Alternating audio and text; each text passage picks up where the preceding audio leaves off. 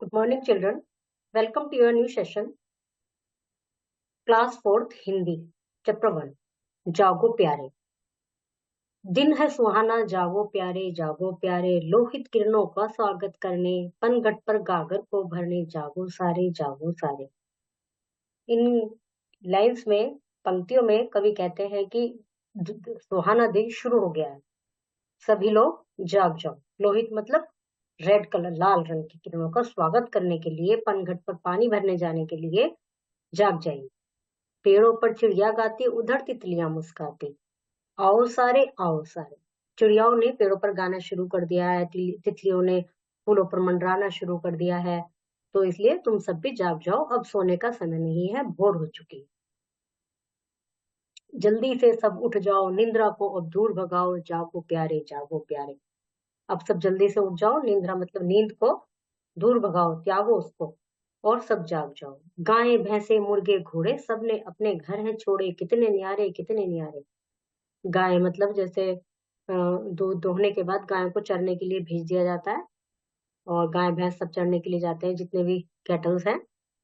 मुर्गे भी बाहर निकल गए हैं, घोड़े सब चरने के लिए चले गए। सबने अपने अपने घर छोड़ दिए हैं और अपने डेली रूटीन के नित्य क्रियाओं में सब लग गए हैं। तो सब कितने प्यारे लग रहे हैं, कितने न्यारे।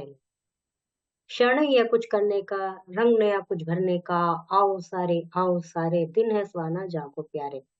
कुछ नया करने का, इस समय जो पल है, ये जो क्षण है, कुछ नया करने का है, और जीवन में कुछ नए रंग भरने का है।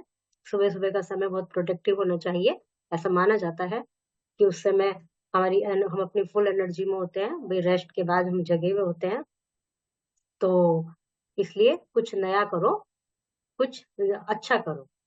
दिन है सुहाना, जागो प्यारे।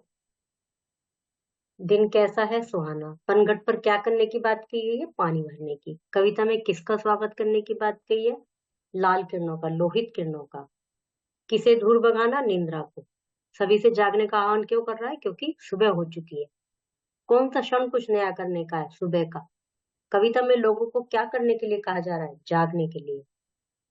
सूरज की किरणें लाल, तितलियां मुस्काती हैं, पेड़ों पर चिड़िया, पनघट पर लोग क्या करने जाते हैं?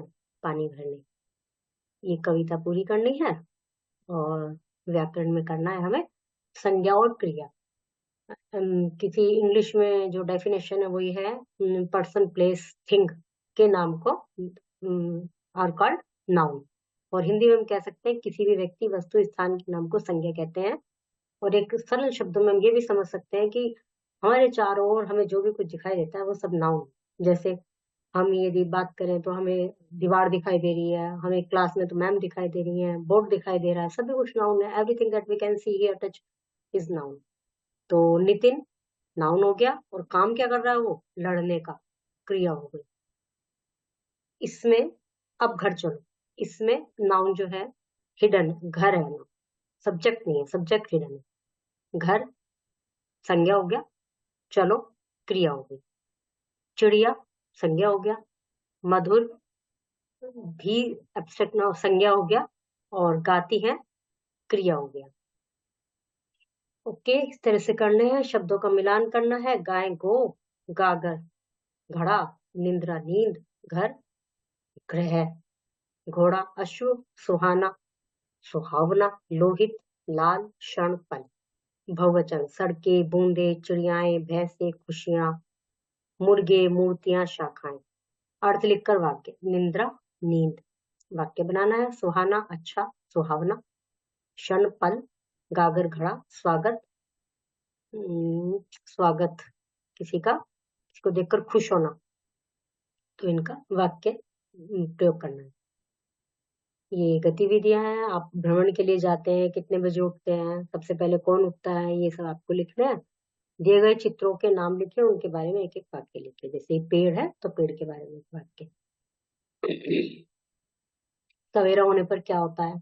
पंक्तियां में लिखिए कोई अपने आप से, यहाँ पर कुछ लिखिए क्या क्या होता है सवेरा होने पर, जैसे कि पोएम में बताएंगे। कलर करना है चित्र में।